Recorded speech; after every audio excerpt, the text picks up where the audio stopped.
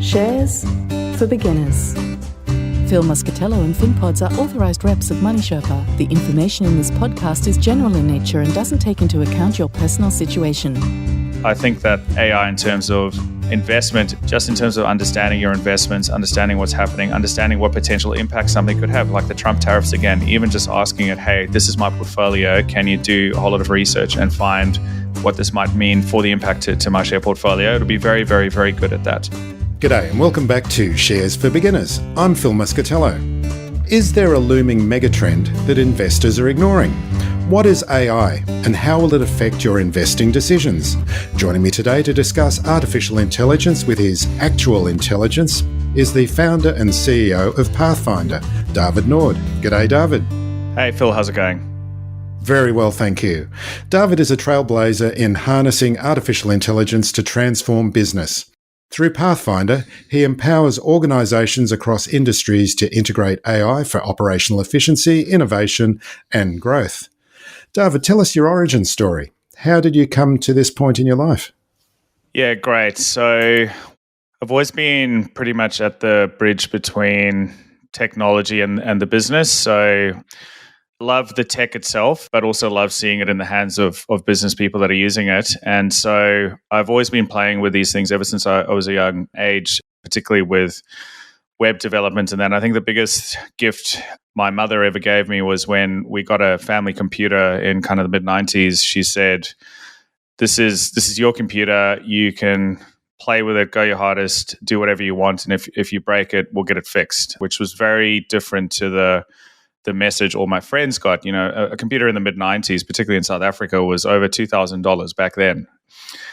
And like I did break it all the time, you know, pulled it apart, broke hardware, software, everything. But whilst my friends were they weren't encouraged to do that, I was. And it meant that I just had great curiosity and experimentation and tinkering with these things. And that's led to, particularly when it comes to newer technologies, being an early adopter and playing with these things. And have had many different types of things that I've done through my career. I've had a couple of very big kind of leaps and tangents. And most recently was starting my own business with Pathfindr about 18 months ago that has really exploded and grown as we help companies adopt everything that's happening with AI. So what was the motivation for starting Pathfindr? Yeah, so I worked at a startup that about 10 years ago that had couple of years of explosive growth. Absolutely loved it. Loved the journey of doubling in size every year and just kind of it was just a great growth time and, you know, still magic connections from those days. And then we got acquired by a massive organization. And I was there for about 7 years and just, I felt a calling to get back to startup world and also thought that the time's right to actually dive in and take some risk and try start my own business. Particularly because I had an idea, a bit of a vision around AI that it needs to be addressed very differently to any other technology. It's a very different technology, and I like anybody who's in AI knows that when the bug bites, it bites really, really deep. And I just wanted that to be my full-time job, just like helping companies with AI and like paving the way and figuring this out. And that was kind of the dive in. And also with starting a company like Pathfindr, it's not like starting a restaurant or starting a factory. It's software. And so the capital outlay is basically nothing. And it's just about being able to get enough conversations going with customers so you can start figuring out where are people at, what's the unmet need, which was significant. Just, you know, overwhelm was basically the key thing, that the feedback that we got. And then constantly kind of shaping and iterating how we can help them. While simultaneously, we've seen AI just like explode in how capable it is in the last year as well, just kind of doubling in its capability every few months. So that's been the journey. So Dawid, can you give us your potted summary of what is artificial intelligence actually, and what's the role that it's beginning to play in all our lives? Artificial intelligence has been around for a long time. But one of the things that people get wrong when they say, well, AI has been around forever, they're not actually accurate when they talk about large language models. So when we talk about AI today, what's really captured the imagination and the attention of everybody is tools like ChatGPT that you just ask a question, it does a very good job of answering it. We've never had a technology in AI like that before. Any other AI tools that we've had, they're very good at a very narrow thing. Think of Google Maps. So if you're adjusting where you're going, it's kind of rerouting and doing all that for you. And that's kind of AI that's doing that. But you couldn't get that same Google Maps to all of a sudden generate an image for you or help you solve a complex maths problem. And that's really what the current form of AI does. Generative AI, or specifically the large language model, is the big one. And that's very recent. You know, the research paper was only like 2016, 2017 that described it. But if I talk about today's AI, what it is it's something that is very good at doing almost anything up to some kind of decent degree of effectiveness. So like think of it more like a person. And that's why I think the I is really important in the AI, artificial intelligence.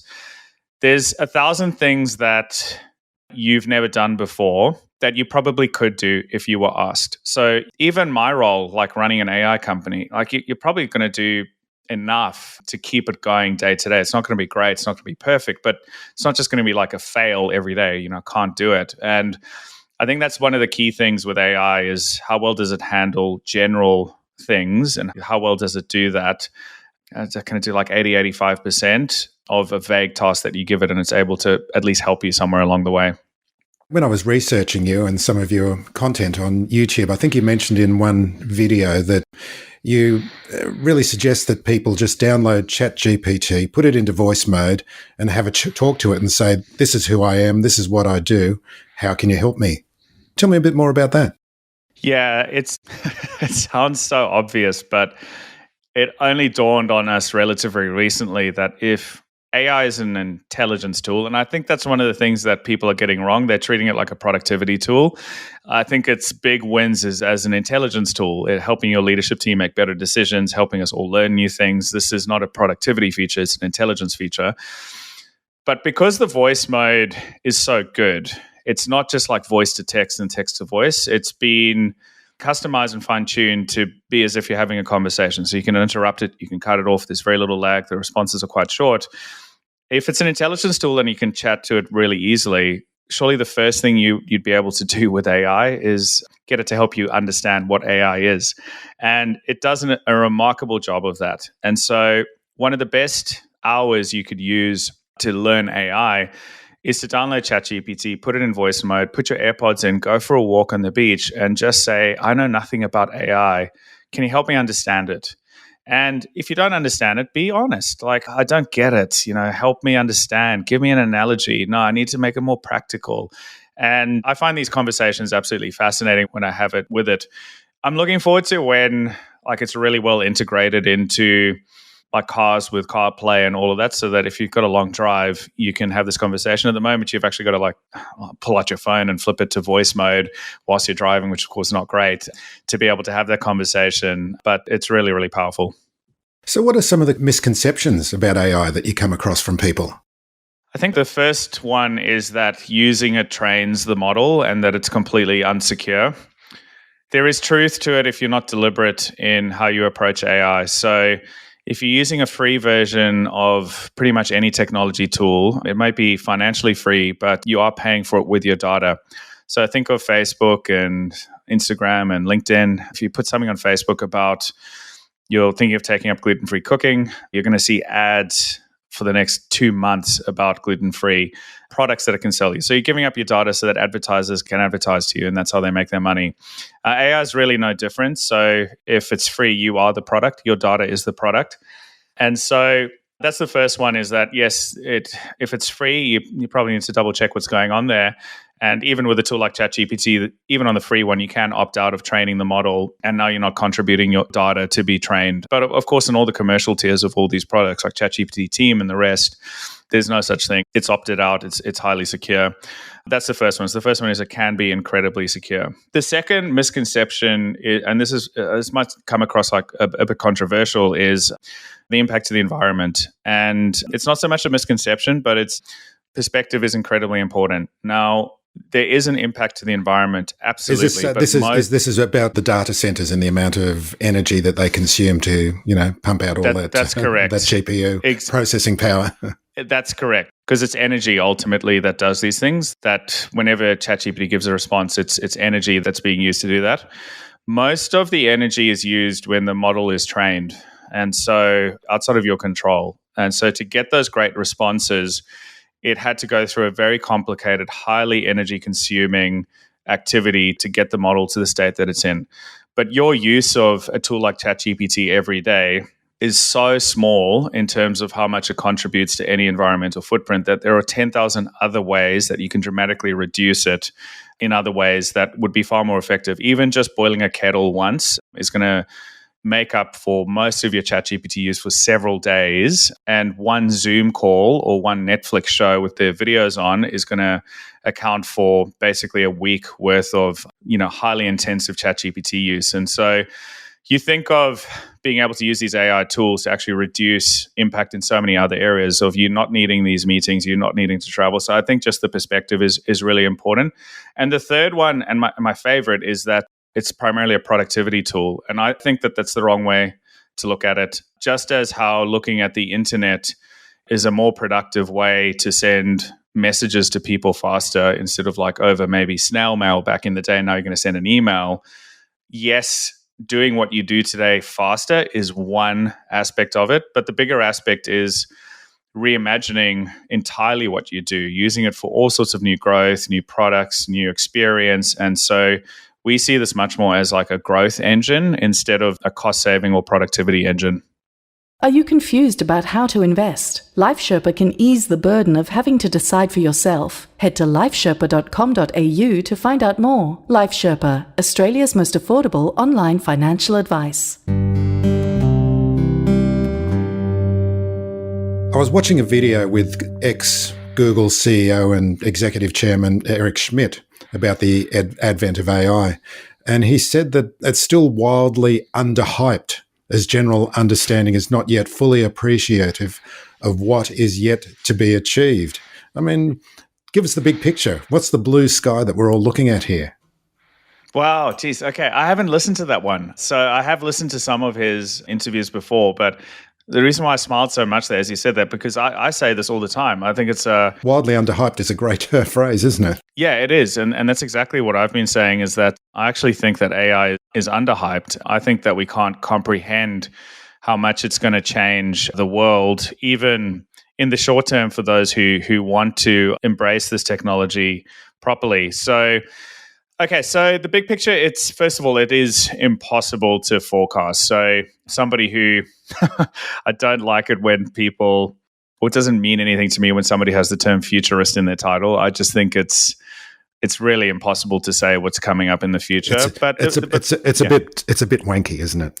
It is 100%. And also, like, why think about the so far ahead in the future when there's already so much opportunity that's uncaptured in front of you immediately? And that's really where I like to play.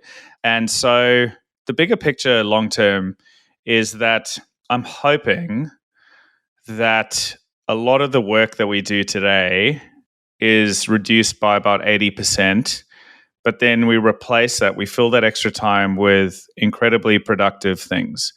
So one of the banks that we've worked with, I gave the example of the Pareto principle, 80% of the outcomes comes from 20% of the effort, and it's a common kind of heuristic, the 80-20 rule. And they said it's actually just a heuristic. We did a study of our bankers recently. We have found that about 78% of their time they found that it didn't energize them, and 22% of the time were energy creating activities. And I thought that was such a great way to approach it. What gives people energy in their day versus what doesn't. When we looked at the 78% of energy draining activities, almost all of it could be completely eliminated with AI. But then when we looked at the 22% of energy gaining activities, it couldn't be eliminated by AI at all. And if AI played a role, it would make those things better and more energy gaining, but it wouldn't replace them. And most of those things were around customer connections, interactions, relationships, like things with your team. Yeah, it was really, really fascinating, that approach. The other thing with big picture is that education is something that I think it's going to have just this incredible impact. And if you think of the kid, many listeners will relate to being the kid in the classroom that could pay attention for the first minute, and then you were on another planet for the next 5 minutes. And when you came back, the train had left and you couldn't actually catch up again and catch up with the rest of the class. And so you just spend the rest of the class daydreaming and then cramming the night before the exam and all of that. AI is an infinitely patient tutor and mentor, and that's read every single book in the world. And I think that we shouldn't try to compete with that. Now, if you think of a teacher, they're a lot more than somebody who just gives somebody knowledge. They're also a mentor, they're a nurturer, they're helping with many other things that the kids are going through. And so I just see there's this amazing role that we could say that, look, I'm not going to try to compete with AI being a brilliant knowledge transfer specialist, but I'm going to help them with other life challenges or maybe feeling like they're not at the same level as the other kids, encouragement and all of that type of thing. And you can notice it yourself if you used ChatGPT on voice mode and you have that conversation walking on the beach. Pick a topic that you don't really know much about. It might be something that's like all over the news. Let's take Trump with his tariffs, and you don't even know what the term tariff means, but you see it everywhere. You'll be blown away how quickly you'll understand tariff. Even if you're a 10-year-old, you could say, look, I'm 10, explain it like I'm 10. And it's going to give you these incredible analogies. You can ask so many other questions. It's also a nice little hack of using these tools. If you type in ELI 10, explain it like I'm 10, Eli 10, it'll go and translate a whole topic to you in that kind of language. So you can say Eli 15, Eli 20, basically dumbs things down so it's far more relatable. Now imagine what that does across the entire world when any kid in a remote part of, say, South Africa, where I'm from originally, can have a tool like this that teaches them in their own language, at their own pace, at a level that they can understand 24 hours a day, basically for free. Who knows how far we can go with that and what that means for society. I just think it's incredible. Yeah, just on a personal note, I've used AI quite a bit now for the last year, and it's really helped my productivity. First of all, you mentioned encouragement. It's so encouraging, isn't it?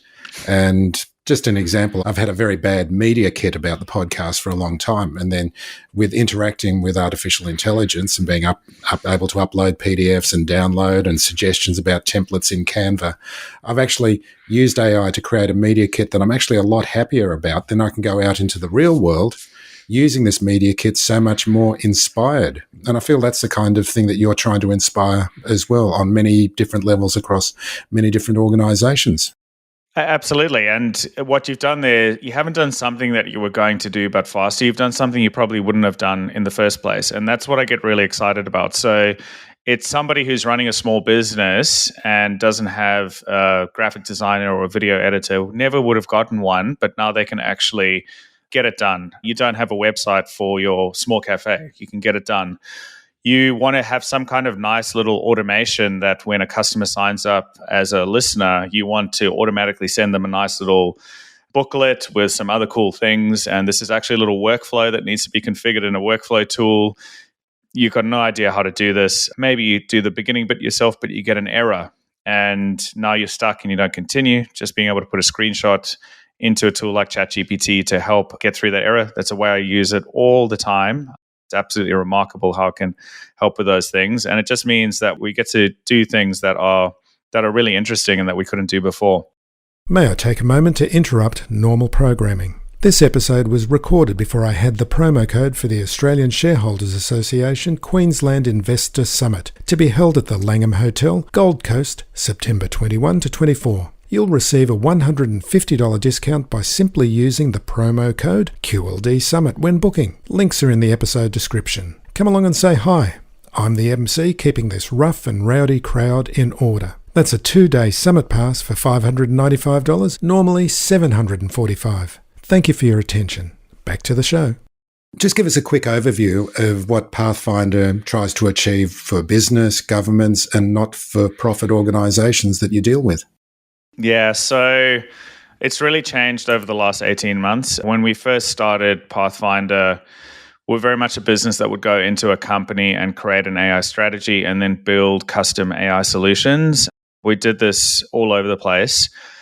But then we realized that off-the-shelf tools like ChatGPT, as well as others, were actually absolutely incredible by themselves as well. And we stumbled upon that somewhat by accident.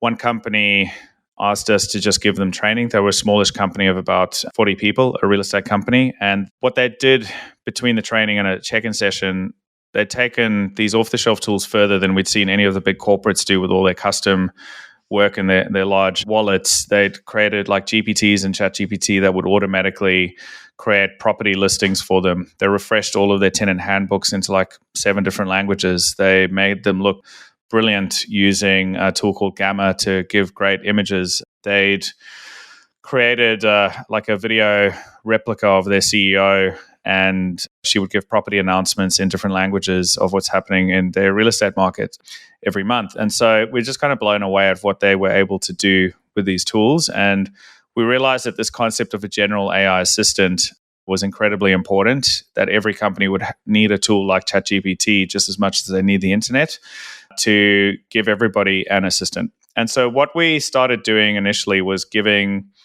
training on these things as well as the other work that we did. But we found that the training, it was great. It was incredibly well received for the day, but it just wasn't sticky. People would fall back into their old ways, as well as they would miss all of the new things that would come out. What we also realized is that we noticed that if a leadership team were power users of AI, not a strategy, not like some PowerPoint, they were users of AI, the amount of AI that was deployed and adopted and their progress was in a completely different league to those where they'd paid some consulting firm a fortune to create them a PowerPoint on how to get started with AI across their business.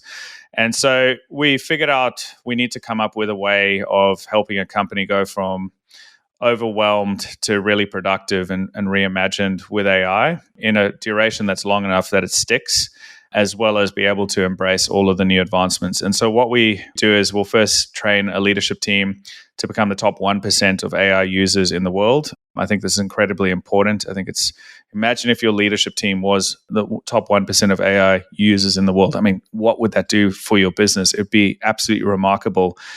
The next thing is working with a group of champions, which is just a heuristic, but typically 5 to 10% of the organization is a good benchmark where you test different tools, you test different accuracy, different results, different scenarios with that cohort. It's like an incubator group, and their results become the decisions for rolling out AI across the rest of the organization.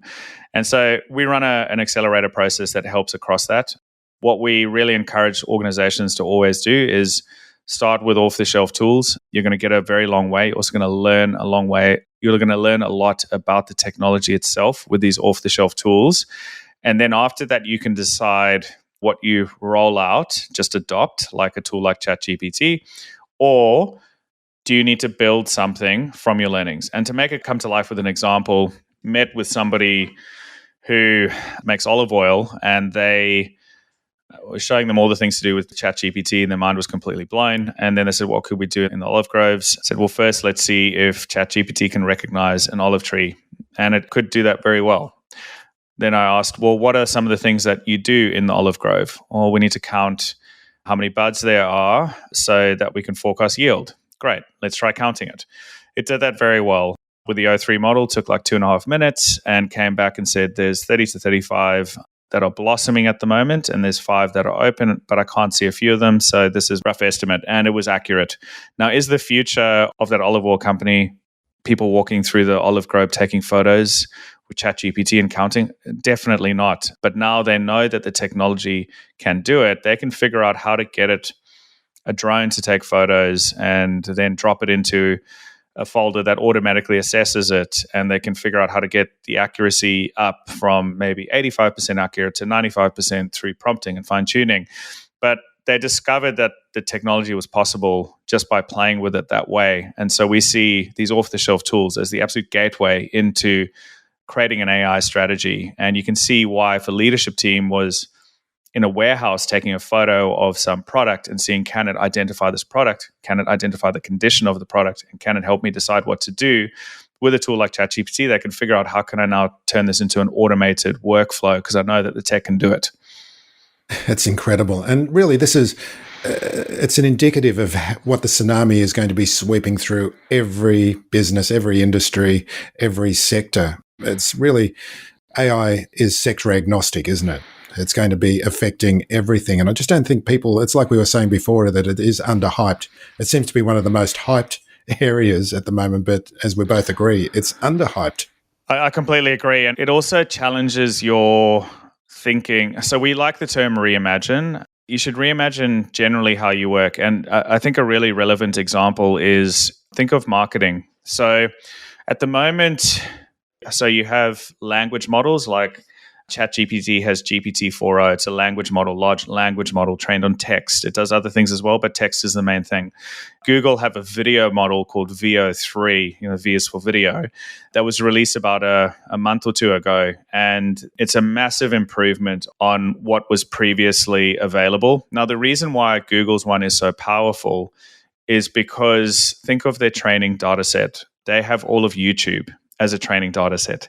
Now, that's a pretty good training data set for a video model. But it doesn't, the videos that you do generate in it, they are absolutely mind-blowing. At the moment, it does these 8-second clips, and they are brilliant. But let's say you don't want to have any of those clips at all ever in your videos because you're very proud of your production process or anything like that.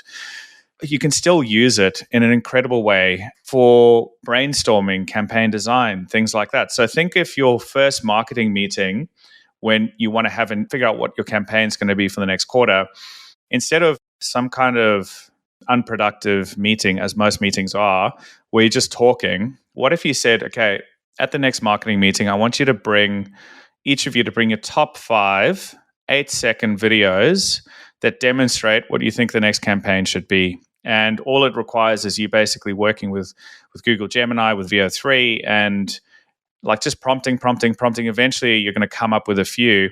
And then the first 10 minutes of the meeting is each person pitching their top 5 concepts. And then all of a sudden, you're going to go, wow, these are the 3 that we really like. Let's run with those. Imagine how different your workflows and how you work could be. So we think that it is tricky. People do need to kind of break out of how they're thinking. Instead of just taking, I do this today, I'm going to replace creating a video manually with creating it automatically. You need to reimagine. It's not quite like that. You have to think of it in different ways. And now just imagine that across absolutely everything. Ditch the spreadsheets. ShareSite is Investopedia's top tracker for DIY investors. Invest smarter, not harder. Grab 4 months free on an annual premium plan at sharesight.com/shares for beginners. Okay, so we're talking today because we're both going to be at the Australian Shareholders Association Gold Coast Forum coming up in September. So what are you sharing with investors about AI at this particular conference? What's it going to mean for the future of investing from your point of view? So the angles that I'm getting asked are quite different. So one is, how can I use AI to help me with investing, which has been some of my work with the Australian Shareholders Association to date has been as simple as that. So it's been, how could you take a retail investor that maybe is retired, not particularly good with tech, how could they leverage AI? I mean, it sounds so terrifying for somebody who's not good with tech, all of a sudden being told use AI to look at your investment portfolio. And there are very simple things like you might want to always endeavor in the next year, you're going to get good at reading annual reports and announcements and analyzing these things a lot deeper, but you're busy and also for many, it's a pretty boring activity. Being able to drop in an annual report is pretty amazing within a tool like ChatGPT or Claude, anyone like it, and get it to really understand what's happened in that annual report. But now compare it to one of their competitors. So take a Coles annual report and a Woolworths one, put it together. Over the last 5 years, can you analyze these and note anything that you think I need to know about? And of course, the better you instruct it what you're looking for, the more powerful it's going to be. And as you start playing with that, it's incredibly powerful. So I think that AI in terms of investment, just in terms of understanding your investments, understanding what's happening, understanding what potential impact something could have, like the Trump tariffs again, even just asking it, hey, this is my portfolio. Can you do a whole lot of research and find what this might mean for the impact to my share portfolio? It'll be very, very, very good at that. The second thing I get asked about is AI investments. What should I be investing in? And this is a really fascinating area because if you think of AI as like 85% good, like most things, even if I asked AI now, how should I invest? It's probably going to give me like an 85% good answer. But there's a massive opportunity. Anybody that can take AI from 85% to 95% and reduce the need for the person, the end user, to become like an expert ChatGPT user is a huge, huge, huge industry. There is so much there. And this is often what I encourage people to do is whatever area you know very, very well, either become the person who trains people in that area to use tools like ChatGPT or develop a product that specifically addresses this. So a real example on that is I have a friend who's an electrician. I showed him once how to use ChatGPT. A week later, he showed me he'd really like use it on his mobile phone the whole week. He showed me how he'd take a photo of a warehouse with a customer and ask ChatGPT to mock up what a commercial air conditioner would look like after it's installed. Blew his clients' minds, and he used it just so well in so many other areas. And I said to him, Nick, I think you need to stop being the electrician who uses ChatGPT and start being the electrician who trains electricians how to use ChatGPT. That's going to be far more lucrative, far more scalable, and you're going to make a huge impact. And so that's one particular area that I think people should looking at investment in. The other area is where a customer has, or a potential investment has, access to a data set that others don't. So for instance, and I'm not saying this is a good investment or a bad investment, I'm just using it as an example. Anybody in the world could use ChatGPT and create an AI travel planner. And you could create a nice little app. If you typed into ChatGPT right now, I want to go to France for the weekend. Can you help me come up with an itinerary? Anybody, any good developer in the world could create a very good app just using ChatGPT or the tools behind it to do that. But a company like Qantas, if you're a Qantas frequent flyer, they've probably got like a decade's worth of frequent flyer data about you, all the flights that you've been on, even potentially like the newsletter info, all the other kind of data sets about you. And think of something like a Qantas AI travel companion. And you have two apps. You have one that is brilliantly designed but doesn't have frequent flyer information, and another that does. One is going to be quite a generic answer, but still impressive, but the other is going to be really specific. And so that's a really important thing to look at is, do they have access to a data set that is very hard for others to get access to? And even if they're starting their AI journey late, it doesn't matter because they still have the most valuable part, which is the differentiator. This all comes to life very well using Google as an example. Now, many people criticize Google as kind of being asleep and late and all of that. And, you know, whether that's true or not, I mean, there's nuance in it. But I still think that Google long-term will all be using Google Gemini at home instead of a tool like ChatGPT, even though I really do like ChatGPT and Claude. I do like Gemini as well. But long-term, just think of all the data that Google has about you. It knows your search history. It knows your YouTube history. It knows your travel history just through your Google Maps information. It knows your ad behavior as well. You know, what are the things you click on? And then it also has so many other tools like Google Flights, and it has reviews and all of that through Maps. And so the ability for you to say, I'm trying to plan a week in Sydney. Can you come up with an itinerary for me?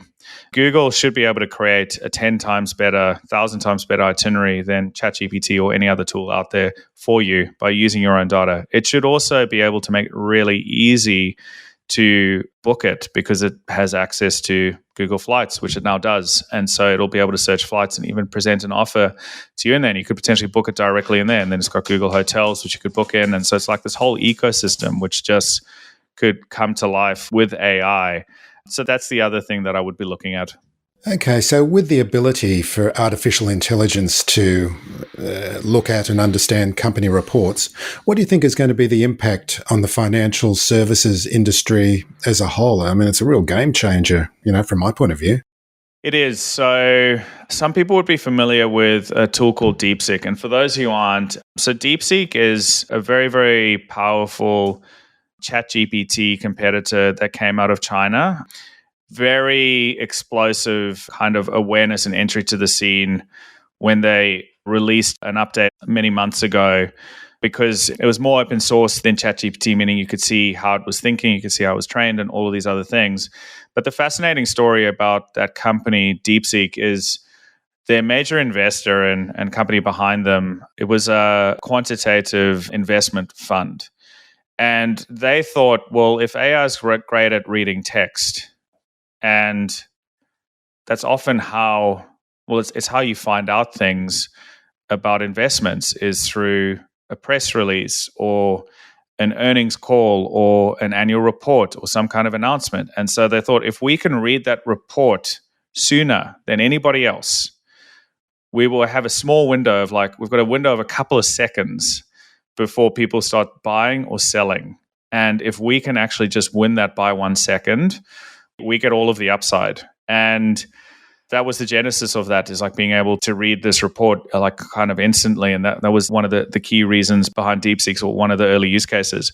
So with investing in general, I think it's really hard to say. I think one of the things is, we've always had algorithmic trading and robo investment and things like that. I think it's just going to amplify incredibly. I don't know exactly what that means long term. I think the other thing for financial services in general, so outside of investments, is we're going to be able to get banks that are much smaller in terms of headcount than the major banks. So you could start a new bank and get to an equivalent level of service as one of those big banks in a very short amount of time, as long as, of course, you got the balance sheet. You do need the capital, right? But you're not going to have to stand up a dozen call centers and all of this infrastructure and 1,000 systems to actually have a functioning bank, because AI is a brilliant customer service rep. So being able to call in and ask for help, being able to get help, being able to stand up a beautiful user interface for people to internet banking, mobile apps, things like that. So one thing that I really like, and I think it's something we all want, is more competition across the financial services sector from these challenger banks, while still having a great experience. And there's challenges with that. You also still need to have a very secure capital environment with these big banks. But I think just there might be some new innovation in financial services that we haven't seen in quite a long time, thanks to this technology. And you mentioned previously in the interview about Pathfindr being a capital light business to set up. And I think this capital requirement, and then the weight of capital required to start businesses, is going to be much lower now with artificial intelligence as well. I agree. And often when people talk about job loss and concern of AI, they're not recognizing that, I can't remember the stat, but it's half of Australia is employed by businesses that have less than 10 staff or less than 20 staff. It's massive. Those companies don't want less staff. They want more, but they can't afford them. And they want to have a great video ad on LinkedIn, but they can't afford it. And so they want to have a better website, but they can't afford it. And then all of a sudden they get some letter from a competitor. Now they've got to get a lawyer, and it's just all of these burdens. And so I think that's one of the huge things that we'll see, is that you're going to be able to do so many things that you couldn't in the past. Like your small businesses, this is going to be such an incredible engine. It's going to help them in so many ways. And, that's such a great thing. I really think, starting Pathfindr, it's really, really hard.